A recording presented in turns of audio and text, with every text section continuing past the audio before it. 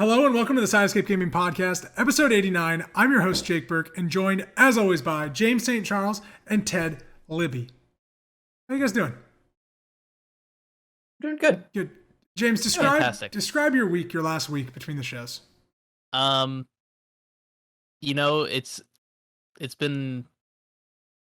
This is what I'll say. Okay, what do you got for me? So Have you slept? it's been rain. No, I've slept, but at moments, it's either like I'm in a furious rage or I am just in awe. That's been a week. And we'll talk about that I banged later. on my chair. He's playing League of Legends again. Yep, he's back to League of Legends. Yeah. But enough about League of Legends, because this is the 89th episode of the Sidescape Gaming Podcast, where every Monday morning a new episode goes live on YouTube.com, SoundCloud, and Spotify. Once a week, we sit down in Discord over 500 miles to talk about a gaming-related topic and what games we are playing. This week, we are going to review Horizon Forbidden West, and a slight review because I've played about half the game, and I think I get it. You're going to review it. I'm going to review it. You guys haven't played it. Two of us don't have PlayStation 5s. Suckers. We're also going to talk about Ted's impressions on the new Risk of Rain 2 expansion. Very exciting. Yeah. We're also going to talk about Elden Ring, because we've all played it. We're going to talk about, our first 10-something hours with it, depending on how everyone's played. But speaking of Elden Ring, I want to tell you the feel-good thing of the day. I read this online. I want to tell you that Elden Ring's publisher raises all employees' salaries in Japan. Elden Ring's publisher, Bandai Namco, has informed the Japanese staff that they will all be receiving a pay increase this April. The average monthly salary will be increased by 50,000 yen, which is slightly about $430. That's very good. Isn't that really cool? That's a good raise. Is there a reason why they did it? I think just they're starting to pay From Software a lot more money because now they're putting out Oh, okay. bangers Cool. and bangers. Good for them. Yeah. But they're paying. They're like, I mean, is From Software employees getting paid, or is it Bandai Namco employees getting paid? Oh, you know what? Is From Software owned? I don't think From Software is owned by Bandai, is it? I don't know. Now I'm curious who's the owner. yeah, Who I don't owns know. From Software? I know, Is From Software its own thing? Is it Sony?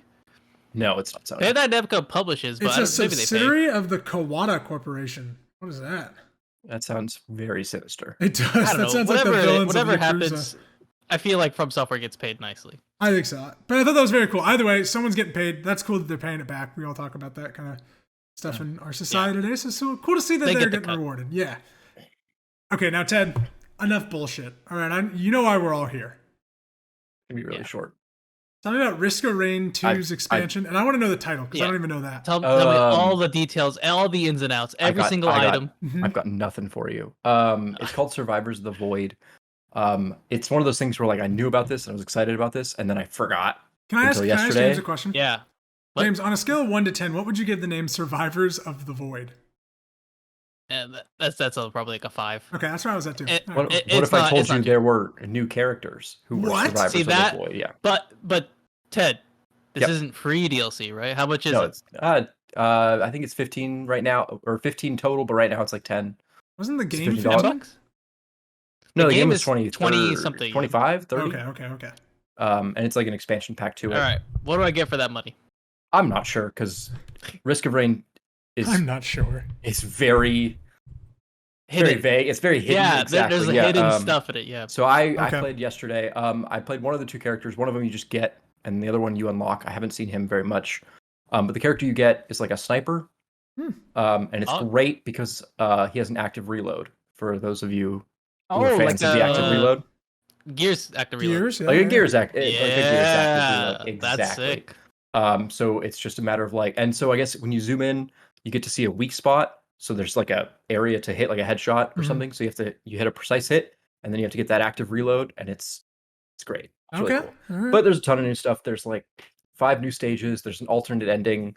Ooh. New music for fans of the Risk of Rain 2 music, which is perfect.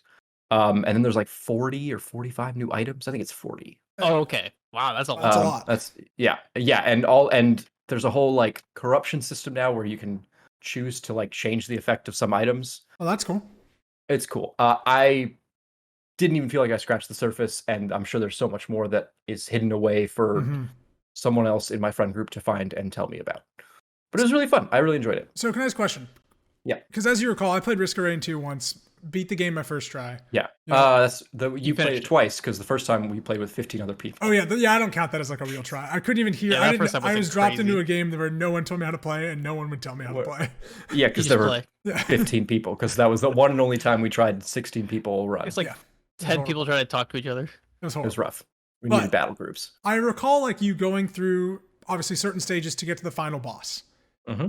I beat that final boss my first try. No big deal. But that final boss. Are there like multiple new final bosses, or is it all funneling to that same boss? I have no idea. I don't know. It just says an alternate ending. So in Risk of Rain, I believe it's 5 or 6 stages and then a final area, or 5 or 6 stages and then you can choose to reset that timer and play 5 or 6 stages again.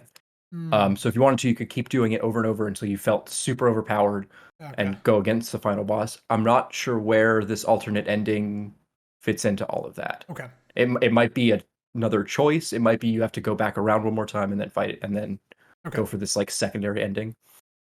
Gotcha. But who knows? Thanks. Yeah. I was wondering. But it's fun. Risk of Rain is a great game, and this is a very solid addition to it. Very cool. Yeah. Nice. Are there more planned expansions? Do you know? Not that there. I mean, there's definitely a roadmap, and this roadmap had this as their first big thing. Okay. I would assume they're going to add more. But I would also see them maybe wanting to make a Risk of Rain 3 as well. Gotcha. You know what I mean? Like this didn't change the game in like a whole new way. This is just more of what you like. Mm-hmm.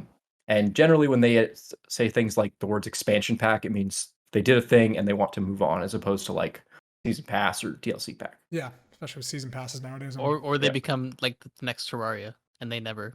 Or they become the next Terraria and it takes them 10 years later to finish. Yeah. Is Terraria done now? Like it's completely Terraria is finished. They had like a goodbye update. Yeah. An open letter from the devs. And it was very sad. That's fine. They're gonna make a better game. Yeah. Damn. Shots fired. Do you like Terraria, James? I think you like Terraria. No, Terraria is good, but I feel like the mods make it better. Like as with some things, like there's just a lot more care into those, and But this new patch was great. Like the last one. The things that they did for the game, and all free, and the game was always like $2 like on sale, is incredible. It's definitely a testament to that. So, it's definitely a good thing that they need to move on to something better and, do something. Yeah, I'm curious where they go. Not next. the same thing. That'd be kind of cool. I have no clue. You couldn't even pay me $50 to tell you who developed that game. I just know it's a side-scrolling kind of Minecraft. Yep. Pretty much. Yeah. It starts with the R. I can't remember. Rampart. Devolver Digital. Revolver Digital. That was probably the worst joke. Like if you cut it, I would. You'd be okay to cut that one. Yeah. All right. We'll just move right into Horizon Forbidden West. Hop on your mechanical beast, guys. What? Relogic. Relogic. Oh, there you go. Okay. Did start with an R. Yeah, that's good. Relogic. That's a good name too. Yeah. All right. We're talking about Horizon Forbidden West, the PS5, PS4 game. You have to say it kind of quietly because really it's like a PS5 game, Apparently it runs on the PS4. Apparently it runs really well on the PS4. Yeah. So Horizon Forbidden West, the PS5, PS4 exclusive, the sequel to Horizon Zero Dawn. I've played about 18, 20 hours, somewhere in that range of it. I've gotten through what I believe to be about the halfway mark of the story. Oh, wow. Okay. So that's kind of where I'm at, and I've done a boatload of side told quests. Me privately, which I will now tell to the world, that you were going to beat Horizon Forbidden West before you started playing Elden Ring. Okay. Well, you know what? Jake told me that he wasn't. Yeah. Either you're a liar. No, you know what he said? He said that he's gonna park Horizon Forbidden West and come back to it because I convinced him to play Elden Ring. Yeah. Okay. That he needed to get on this current hype and not miss out on it, because if he came back to it later, it would not be the same. 8 out of 10, I shelved it to play a new game. Well, and that's what I want to talk about. I feel like a lot of people did that. I think so too. It sucks that again. That's my favorite thing about the Horizon thing. Yeah. Just so sad. It's like the Breath of the Wild came out, so you got to play it. It's okay. For Horizon Forbidden West sold 20 million copies in its first week, so it's doing okay, guys. Wow. Yeah. Okay. So Horizon Forbidden West is the open world sequel, just like the first game that was open world.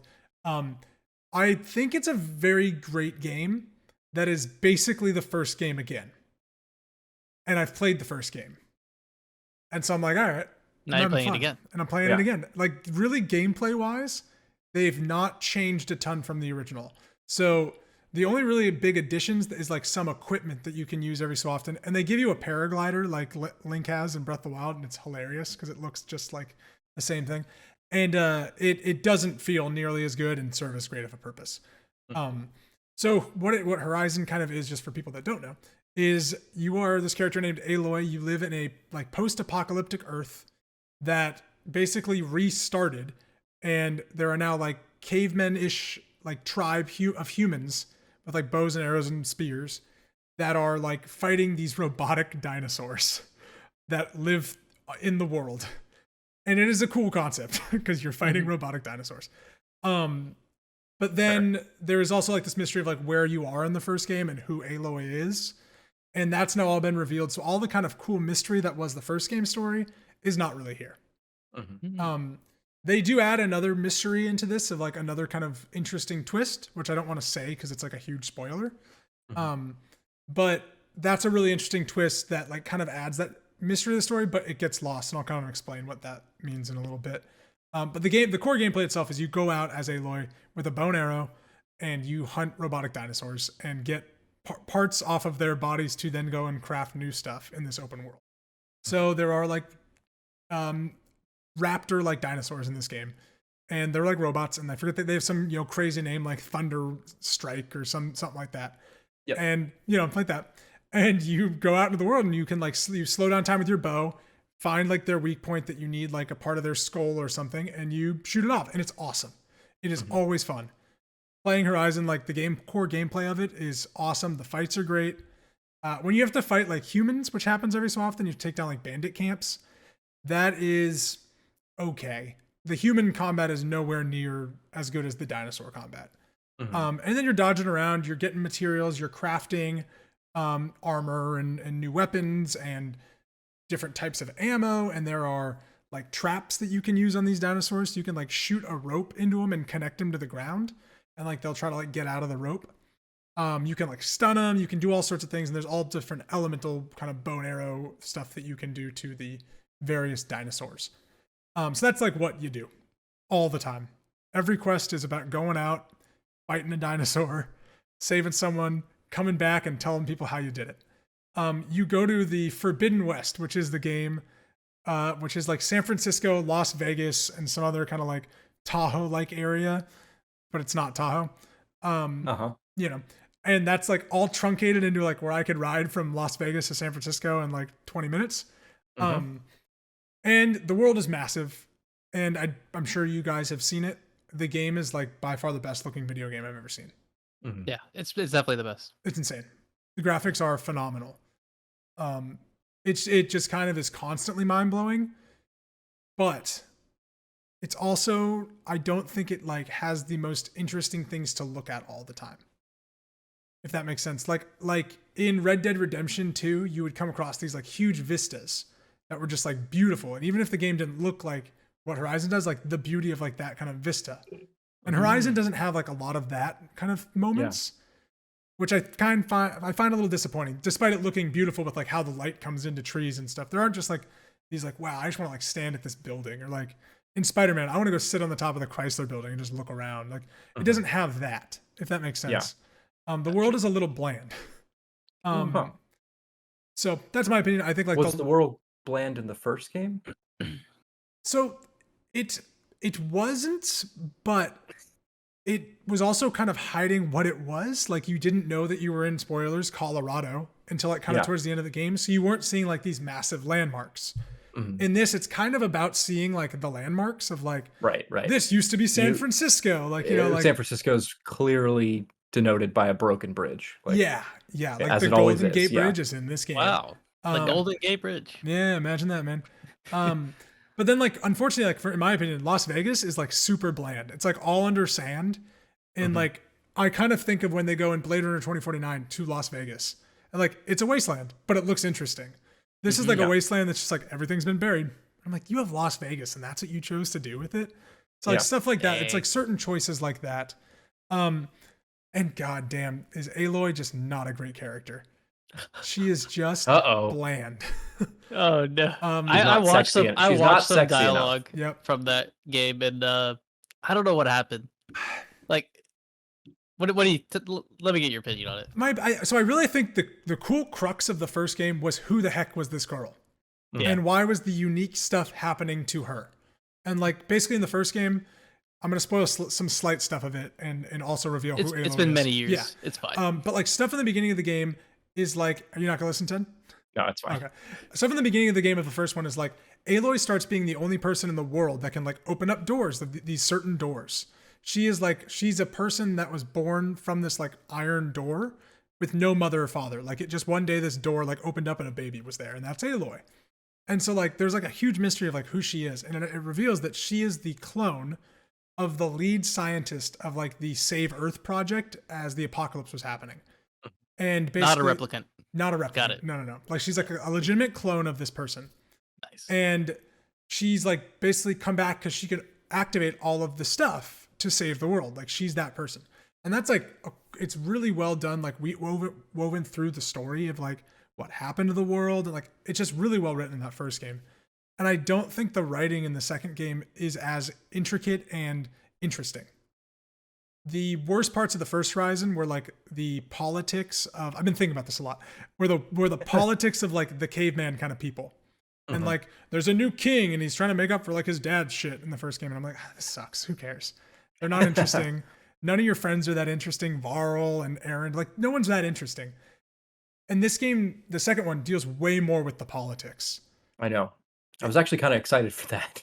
I was hoping to hear glowing reviews about the caveman people politics. It's kind of bland. So, okay, this is my favorite thing, Ted. You will love this because how sometimes video games are fucking dumb, right? Okay. Yep. Horizon Forbidden West constantly tells Aloy in the beginning and tells you as the player, be careful in the Forbidden West. Like, it is ruthless. They will kill you out there. Like, be careful. Like, these people are savages. You go out there, everybody's talking to you. You walk up to people and they're like, oh, hey, you're the girl with the red hair that like saved the world. What's up? The horror. Yeah.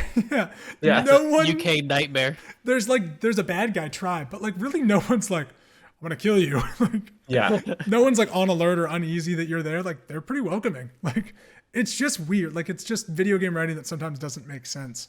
Right. Like it didn't have to be savages in the West. You know, I don't know. Or you didn't have to call this the Forbidden West. It is San Francisco. I know. So it feels like the name was like almost given, and then they had to like make the story around it. Right. So that's kind of weird. So there's a shitload. Oh, if you have any questions at any time, stop me and ask stuff. But I'm just gonna kind of run through all the systems. There are a shitload of systems in this game, and there are a shitload of quests and different kinds of quests. So like you will have your main quest, you will have side quests, you will have errands, you will have melee pits, and they're all like broken up in like a quest log bracket, and you have like 15 different things you can do, and it's awesome. And it's intimidating, and it feels a lot like almost like how Witcher was like there was way too many quests sometimes, and I was like, yeah. Horizon starts to feel that way, and it's like I hate that feeling. So I finally just got to the point where I was like, I got to just run the main mission because like I hate going and trying to do all the side quests. Yeah, I'm learning about myself as a person that I don't like open world checklist games. Mm-hmm. You know what I mean? That we've kind of fallen into this rhythm, Ubisoft especially, of like. And there's a type of person who loves this thing, and more power to them, who like that. I'm just going to go to a place and check off lists as I see them, you know, like, and I just give me the main story, give me some interesting stuff sporadically. I'm with you, Ted. I'm more give me an interesting main story. Yeah. I'm getting very close to like being that way about games. Like I actually think I'm starting to get a little over open, like massive open world games, and like how big can they be? Now, I thought I was.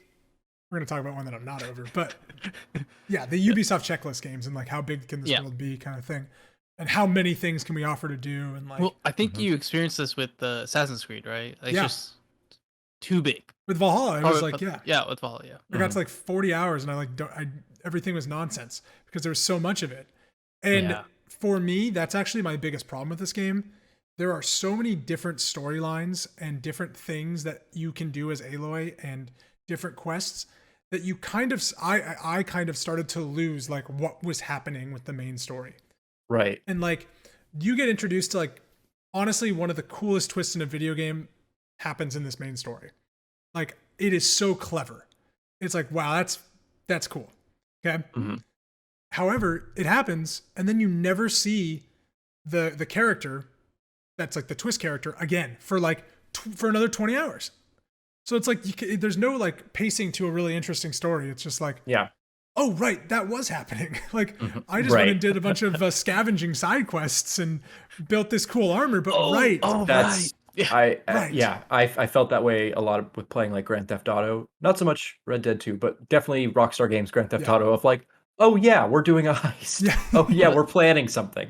That used to be an issue for me in games where you would leave the game and come back and have no idea what the hell's going on, and then you're in like some major important scene. It's like, who are you again? I was doing. You're the quest that you start when you come back. Don't really go along with the main story, and you're just kind of lost and confused. And then it's just like, I guess it's time to start over because I don't know what the hell's going on. Yeah. Especially if it's super complicated, like what you're talking about, like with many storylines, and how do you gotta keep track of it? Yeah, and the main story of this game is like the world is gonna end, and we gotta like do things fast. But then like you'll end a main mission, and the narration Aloy will be like, I should really get over to that place, or I can go check out what's going on over here. And I'm like, no, the world's ending. Shouldn't we just go over there? Like So that is kind of the weird part about this, the pacing of this story that's pretty intricate throughout this open world. Yeah, what kind of questions do you guys have? I mean, I got a couple. Okay. The first one is how is the controller? Actually, to be very honest, kind of disappointing. Is Returnal like still the best? Yes, Returnal's the best DualSense by far. No cool bow stuff with the triggers. The trigger gets stiffer, but like I definitely thought it was going to be a much cooler feeling than just like, okay. Yeah. I actually, to be honest, back to Returnal used the controller the best way of like the two different firing modes. Like you could hold it, you could tap it or push it in, and it did like different things. That was way cooler than just like, okay, like got it. Like I don't think it adds a ton, but maybe I'm just not noticing it. I don't think the vibration's nearly as cool, like the rain or footsteps or anything. Which kind of is unfortunate, to be honest. Right. It does do some cool stuff with a little touchpad though, which I enjoy sometimes, like where you can kind of like you can hide the HUD and show the HUD just by like sliding up on the map button. Oh, that's cool. Nice. Oh, yeah, that's kind of cool. All right, like it's intricate, minor detail. One thing I will say, this game has fully customizable controls, which is really cool. So I switched the dodge and the crouch button. Yeah. Which was Hunter's complaint about Zero Dawn last week when we talked about it, was that he can't switch the crouch and the dodge. Yeah. So, and I actually did that. That should be a thing that should be in games from here on out. I mean, when people have certain playstyles, and then all these games have different crouches and jumps, and you gotta like pick what you're comfortable with at this rate. I know that my crouch and duck or my dive button in Elden Ring is different. Like I had to switch it. But so the Elden Ring stuff is like there's just so much that you have to do, so it's not comfortable no matter what. Yeah. So then I would say like my other kind of highlight of this game is there are a lot of different like side quests, and there are a lot of little different like activities. So you have like a melee pit, but you have a Gwent-like game, something called Machine Strike. Right, you were talking about this. And it is like a chess. Oh, the name is awful. It's so bad. But it's a chess kind of like game. It's like a grid-based strategy game where like you're trying to move your pieces to like higher levels of terrain to give them like bonuses and fight. And you like your attacks move people, and it's intricate. It's fun. I always look forward to like finding a little place to play it. It's no Gwent, but it's another nice little kind of game. I like that it's not a card game. I think that's kind of the cool part about it, is that they didn't just make a like in-game card game. So any other ones? Questions? Yeah, how's the music? Ooh, kind of forgettable, I guess. Oh, yeah. I guess it's forgettable. Yeah. I can tell you. So I played Horizon Forbidden West the night that Elden Ring came out. I was like, because I talked to Ted. I was like, I'm gonna do it. I'm gonna mainline this game. Yeah.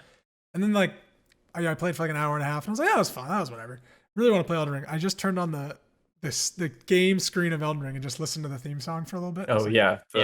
That you have to wait. Like I have to just wait for it to play the bois, and then I'm ready to log in. So I would say, I guess the music pretty forgettable because I couldn't even name a song.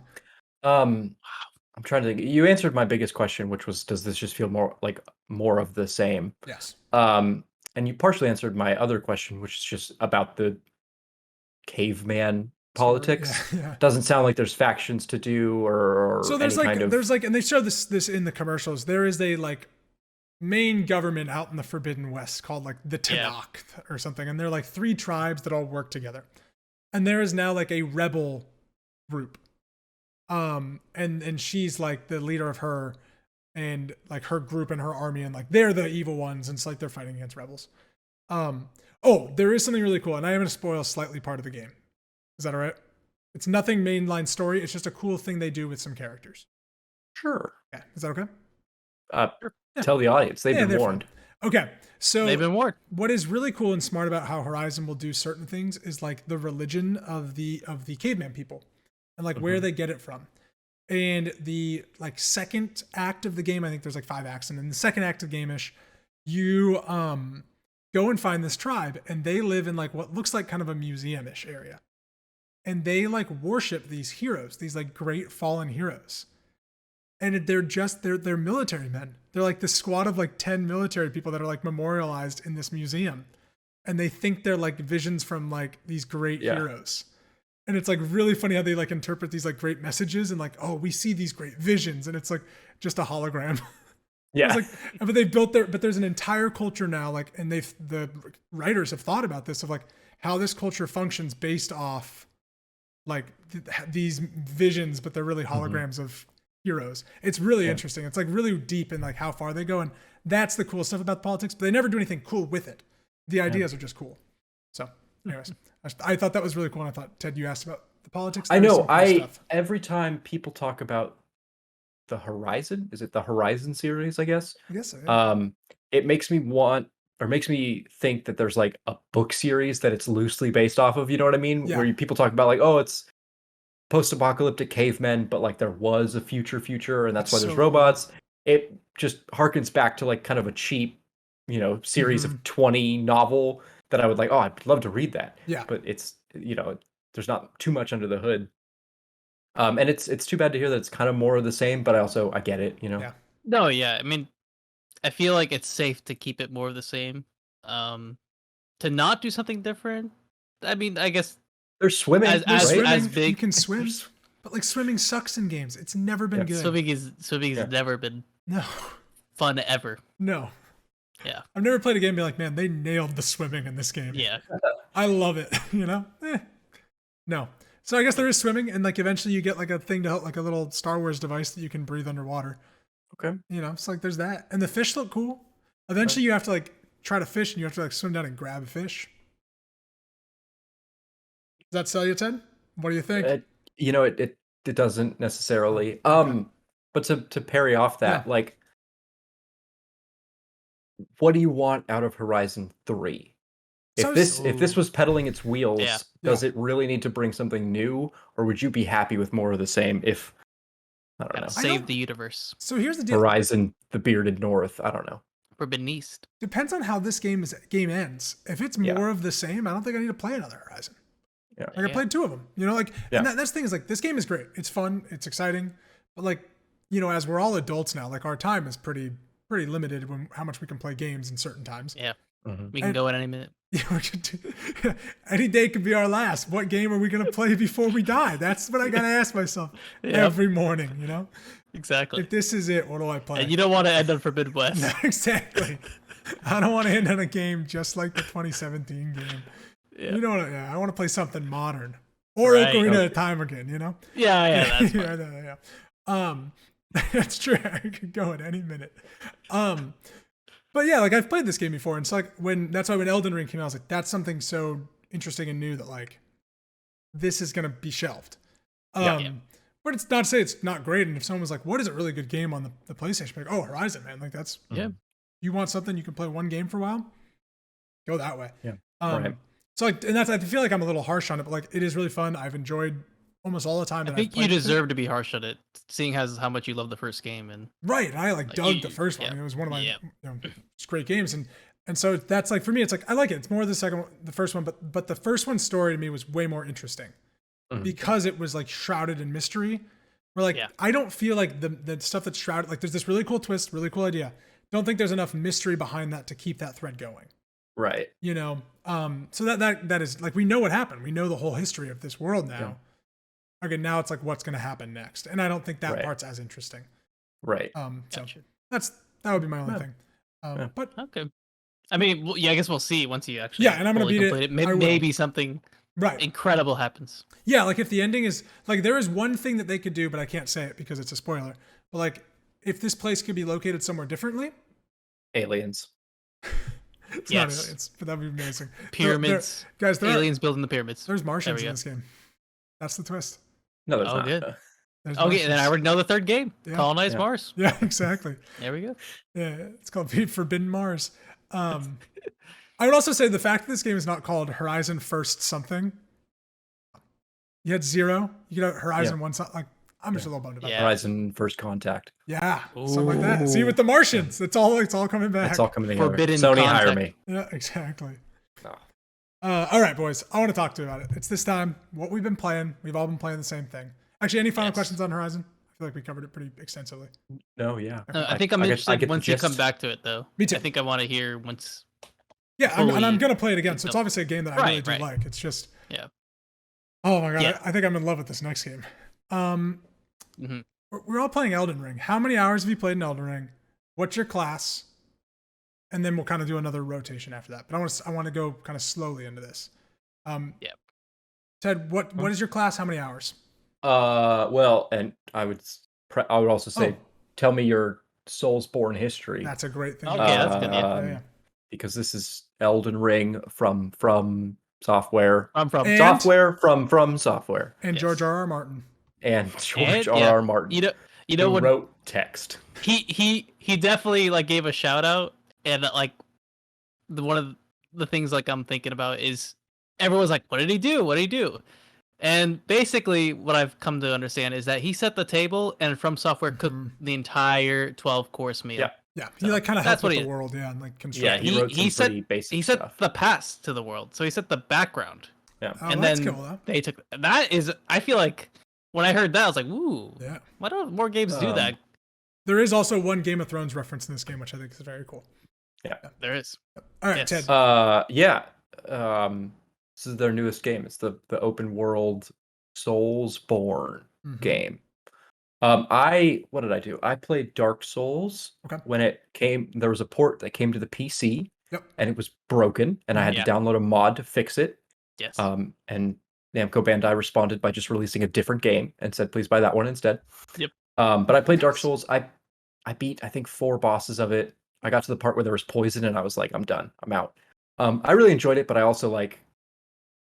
These games are tough, right? Yeah. I got to a point of like I was like, I'm not gonna bash my head against this wall. Didn't touch anything else. No Bloodborne, no Demon Souls, no other ones. I picked a hero class. Hero. I did not study at all for the test. I tried to go into this blind knowing that was a bad idea, and I'm still looking things up as necessary, at which it is. But yeah, I think so too. Actually, for certain things, definitely. Stat wise, I had to look them up. Yeah, I am 13 hours and 30 minutes according to my character profile. Okay. I have not beaten the first boss. Okay. But that's a choice I make, I think. Yeah. That's a choice that you're allowed. Do you know what level you are? What are you? 24. Okay. Decent. Yeah. Decent. James, what are you at? Okay, so I just checked. I'm at 30 hours. Jesus. I've never played a Souls game. Okay. And I am in love with this game. Yeah, you are, big dog. Fantastic. It feels like Dark Souls Breath of the Wild. Like that's it. Here's how I explained it to Maddie today. That she was like, "Oh, interesting." I was like, "Imagine if someone sat you down to play Dungeons and Dragons, said make your character, and then they legitimately just put you in the world and said, you got to go kill 5 things, do it, and then you get to just see everything." That's an amazing kind of thing. And you know what was funny is I was watching a stream where they were role playing fighting a dragon. Like they had the co-op, and they had people in like a wizard and like a knight. It was hilarious. They were like all like in on it, but I was just like, wow, this has real potential to be something more than it is. But yeah, I'm having an absolute blast. I playing the Vanguard class, I think. Vanguard, okay. Yeah, Vagabond. Vagabond. Yeah, the newbie class. The newbie class. Yeah, because I was like, what's the safest class? This one, I'll pick that. And so I'm going strength, and I do shield and sword or great sword. This is your first Souls game ever. First Souls game ever. Yeah, I mean I've seen a bunch of, so I know of it, but it's like playing it. I had to like think of things, like I had to like, oh, that's how that works. Oh, that's how you do that. Like from seeing it and actually doing it, like learning about fat rolling, like I had no idea. Like, why am I rolling so slow? Oh, okay, no. There's a girl that I like, a girl that I kind of work with, and she was like talking to me about Elden Ring. She goes, "Yeah, but my character is like super slow." And I was like, "Have you like looked at your weight and like taken off stuff?" She goes, "Oh, no, that would probably help." I was like, "Yeah, exactly." You really got to look at all the menus. Like, there's a lot going on, and it tells you nothing. Oh my god! So like I said, tried not to look it up. Yeah. Initially, in order to find out what stats do, you have to press start and then go down to explanation and then click each thing individually. And even then, it's like vigor, and it just says determines HP, and that's it, and that's all you get. It is not. It's rough. Yeah. But James, what level are you? 50 or 40. I can't. It's around 50s. I think. Okay. Yeah. How many Elden Lords have you beat, James?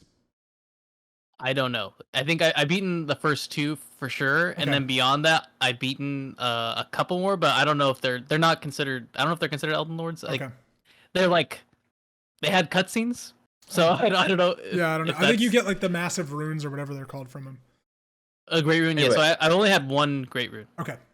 But I definitely beat the second, like in terms of like the progression. Yeah. The first main boss and then the second one with the. Jake, where are you at? So I'm like the 12-ish hours in, 13 hours in, somewhere like 12. 12 sounds right. And I am level 35, and I'm in like the first boss area. So I've beaten like the first mini boss. You're in the legacy dungeon. Sure. Right. After you beat the first boss, it goes into a condensed, more classic Dark Souls. Yes. Where you're like, you have an objective and you're fighting through a level. That's like what I'm most impressed about this game now is like, the open world is massive. We'll talk a ton about just like the crazy shit this world does. But then beating that first boss and going into the castle, and it's a massive, massive dungeon. It is like my history with it is Bloodborne. I've played only Bloodborne, but it is like an entire level of Bloodborne. Like it's this massive freaking dungeon. Yep. That's what I love about this game is that like the areas are levels, but everything's available to you.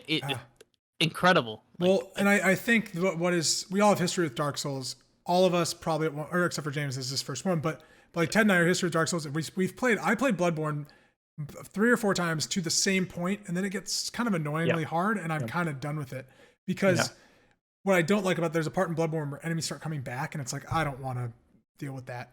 So what I really like is with this game, if I'm getting my head bashed in by a boss, I can just go look at I can go do something entirely different and explore another part of the world. You can go look at the big tree.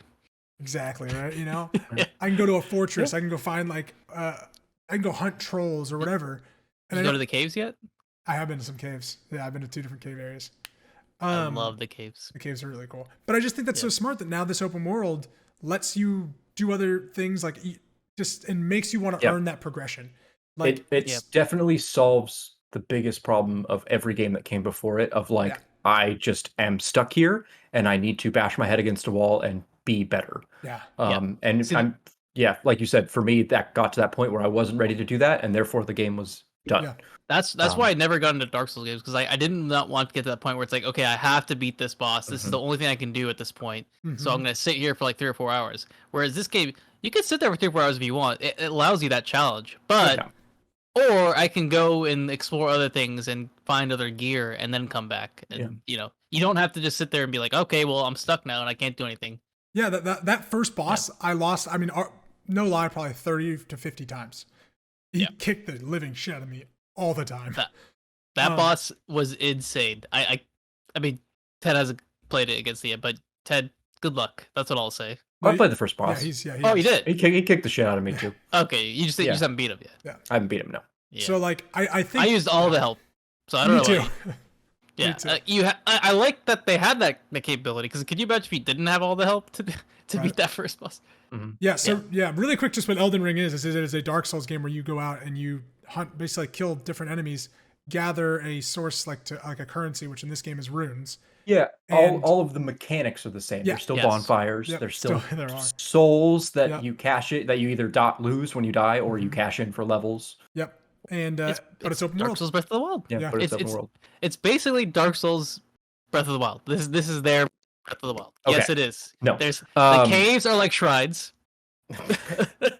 So they have puzzles. I would say that the biggest difference is that Breath of the Wild felt very it was very encouraging. Like going somewhere else, almost always, with the exception of like temperature, it yielded like, oh, just go here and you're gonna have a good time. Versus this, where it's like, oh, go here and be a little bit scared. And that's I had a really rough beginning with this game. Not enough to put it down, but I came out. I didn't really know what was going on. I didn't really know what to do, and I got to this point where things were beating me. So I would just go somewhere else. And then things would beat me, and I was like, "Am I lost? Am I going the right way? Where am I going? What am I doing?" And so then I Dark Souls, the Soulsborne rings. They're very vague. The story is weird and doesn't make sense. You pick up and let go of all these weird little quest lines all over the place. Items don't have descriptions. Yeah, the list goes on. I would say that when I played it on launch day, and for the first 2 days, Friday and Saturday, servers were down. They just did not work for the Xbox. Oh, which I should also mention, there is no crossplay, which is kind of a bummer. Yeah, there is no crossplay. Right, we're all playing on different. Systems, we are all playing on PS5, different systems. Yeah, and Xbox, PC. that's a bit of a bummer considering this is like their first, like real co-op is in this. But yeah, because we servers can't are co-op at down. all. So I couldn't see other players or other death bloodstains. They're like death moments. that was not working from the start, and then a patch like. Oh, it's funny. I have not played it without all that working. Yeah, so I was just so lost, and like those notes and the bloodstains, they really help. Like they kind of guide you to where you need to go. When you see a lot of bloodstains, you know. Yeah, exactly. You walk into a room with a ton of bloodstains, you're like, all right, there's maybe a trap here. And so I felt really lost for the first 3-4 hours. Yeah. And I finally just kind of put my head down and just grinded some of the beginning areas. I did the tutorial like twice just because it's free money. And then finally started getting into the rhythm. And then servers opened up and I started seeing messages and stuff. But I would say that where Breath of the Wild, like, there's a sense of wonder. It's like, oh, I'm gonna go here and have fun. This is like, I'm gonna go here and like hide because that thing's really big and scary. And so it is very intimidating those first few hours if you don't know what you're getting into. I think for me, the Breath of the Wild comparison is apt in the sense of like the freedom that it kind of is like forthcoming. No quest trackers. No, people just tell you things and then I have a notebook for this game and it's awesome. Yeah. I have a notebook and I love it. Yeah. I have like a little like notepad where I've written down like, okay, this guy told me this, and so like I know I have to go there or do that later or.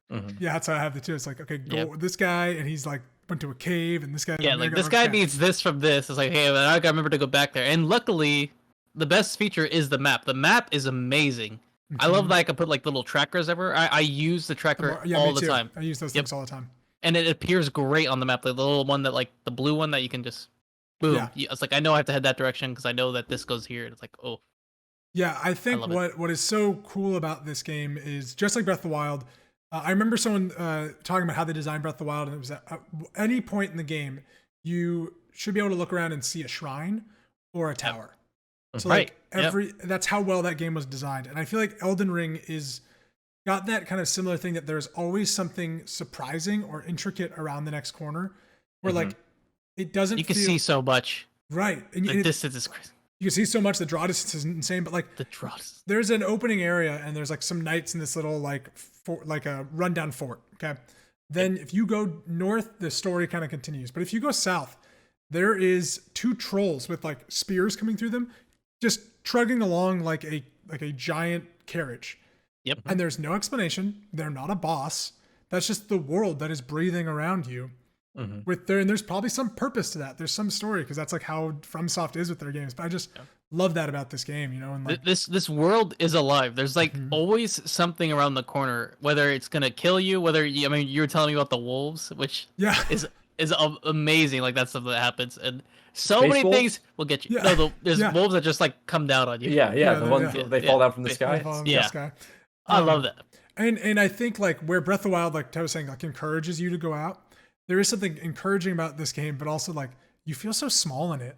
Like I Oh, feel yeah. like I'm nothing in this game, and that's such a great I feeling. feel so. It's Yeah, I would say that I definitely that's kind of where it scared me at first, but now that I'm at about hour 10, maybe like kind of Yeah. I started feeling really confident enough to start doing the things, and that was a great feeling. Yeah, and the fast travel system is great in this game. yeah. The fast travel is great. It's you could just go somewhere Anytime. else instantly. Yeah, Yeah, Wherever, I think the start is incredibly rough, Mhm. especially for someone who hasn't played it. Because but I like I definitely said, was like that's that. I was kind grinding. of It's supposed their to be, I shtick. think. Yeah, it is supposed to be a harsh wake up call. Mhm. But I of what feel this like game is. this game is way easier as you progress and get on. Like you figure out things and things make more sense. It's than easier other in games. that you can go somewhere else. I You think know, that's- you're not yeah. stuck. You can go somewhere else and find other stuff to do or But get better weapons. It's definitely hard. Oh yeah, yeah. But I think that's what's but- like kind of fun about it as well. It's like it's very There's challenging, challenge, but like the but world it's- is so it's- rewarding. yeah. Oh, I love it. I We'll absolutely talk love it. more. We'll talk more about it next week. We I will. think. We'll talk more about it next week. as Yeah, well. there's It's gonna be great. certain areas where I hope you get to where like I want to talk about it because it feels amazing. We will see. I think I'll be able to beat the first boss by next week. No, that's oh, about no, it. yeah. I do think right now, like if I don't ever get to a point where I like don't want to play it anymore, like Bloodborne, like if I just love this world continuously, it's probably gonna be one of my favorite games. 'Cause Yeah. it's just- I have not gotten to the point. Maybe there will be a point like towards the end, but it's been I don't think there will there's be. so much. Which thank God there's nothing coming out afterwards. Oh, all right. Right. We will talk way more about Elden Ring in the future. Thank you so much for watching the 89th episode of the Sidescape Gaming Podcast. I'm Jake. That's Ted. That's James, and we will see you next week. Wait. Okay. Hold on.